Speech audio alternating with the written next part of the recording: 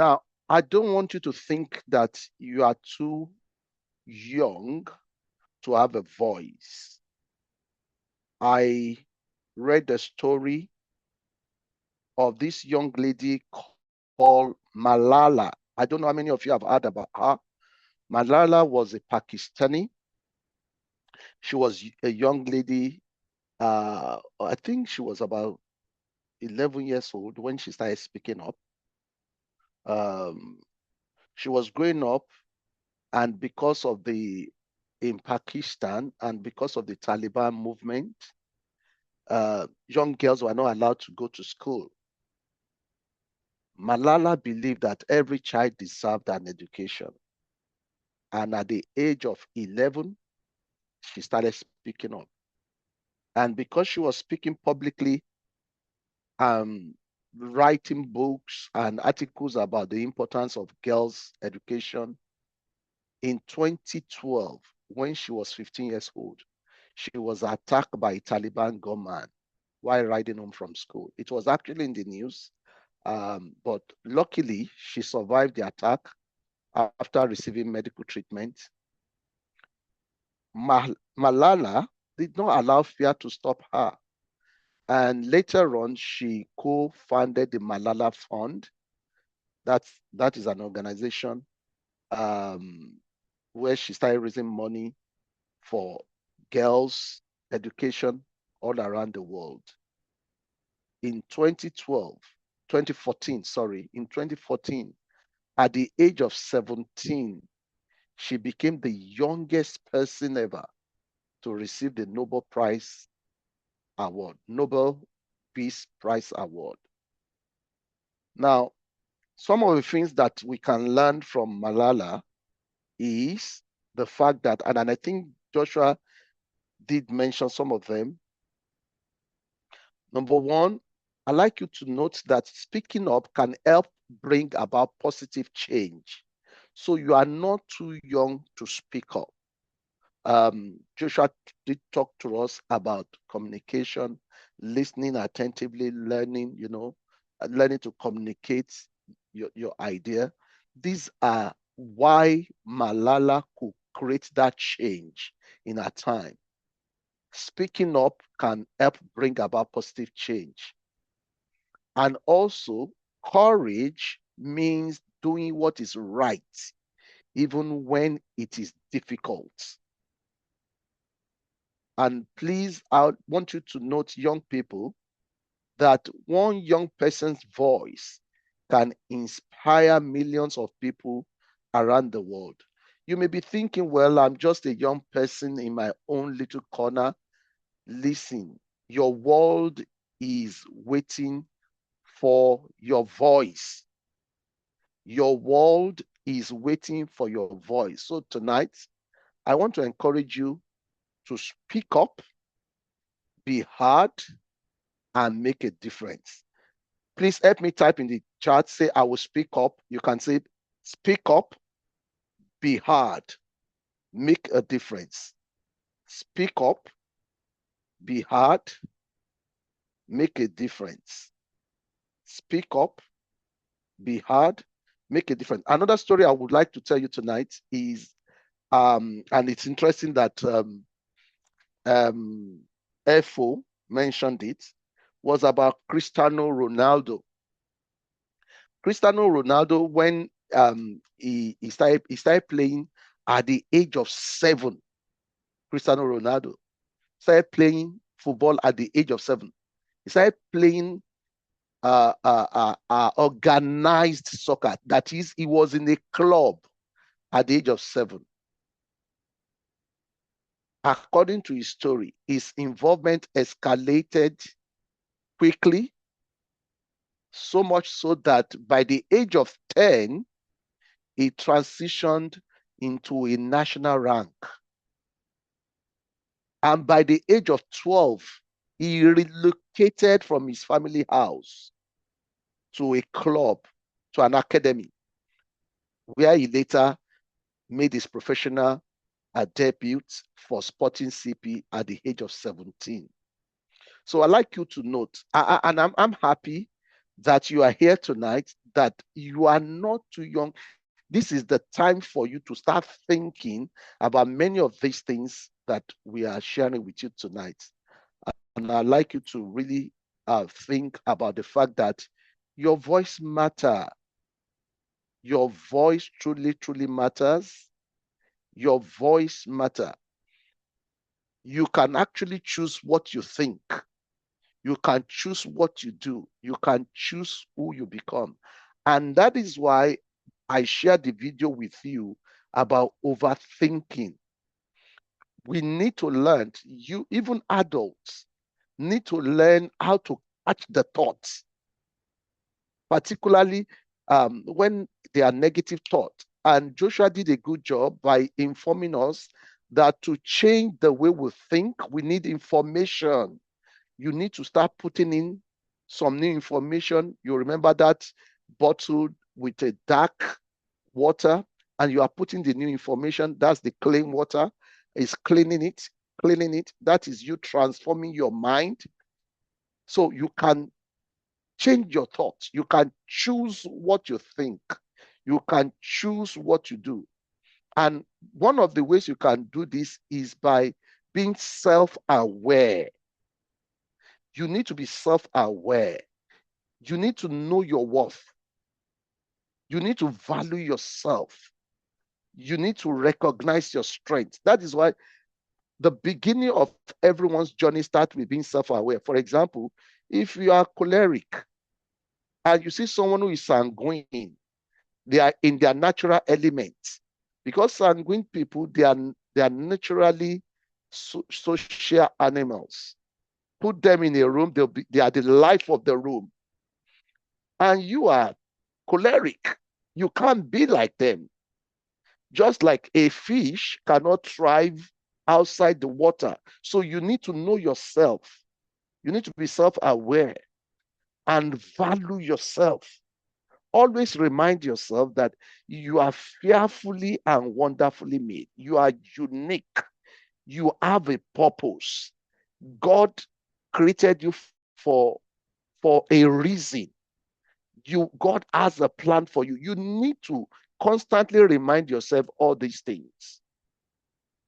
Value yourself, recognize your strengths. Don't let others define your importance. You are different. Also, speak the truth. Very, very important.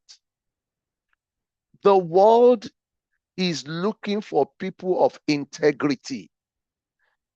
I was speaking to a friend just this week on Tuesday, and he told me about his brother who my friend is the senior brother to his young, he was talking about his younger brother.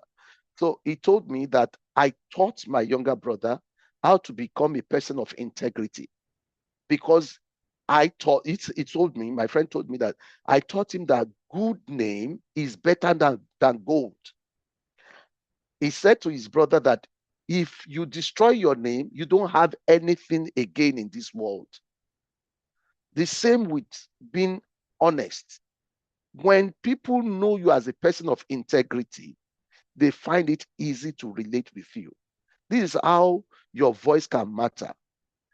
Speak the truth, be honest, and stand up for what is right, even when it's difficult.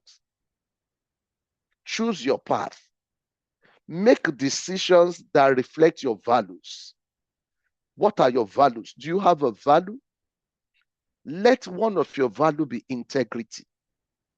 Let one of your value be discipline. Let your value be hard work. Be honest. Choose your path. Make a decision that reflects your values, your goals, and dreams instead of following others. Do you know where you are going? Do you know where you want to be in the next 5 years? Do you know where you want to be in the next 10 years? Someone told me a story of another lady who started a course and they were going to drop off the course. This lady called her and asked her about her dream. The lady said, I don't have a dream. He said, well, I'm not surprised that you don't have a dream. That's why you want to drop off this course. And the lady became like a mentor to her, giving her a dream, showing her a picture of a future that she can create for herself. Do you know, by this conversation, the lady was able to complete the course. And when I met her, she was actually one of the senior leaders on that part. So know where you are going. Have a dream. And of course, take positive actions towards your dream. Listen, it's not enough to have a dream. You must learn to take action. So know your worth, speak your truth, choose your path, and then you will create your future. This is how you can have a voice that will create change. Okay. Now,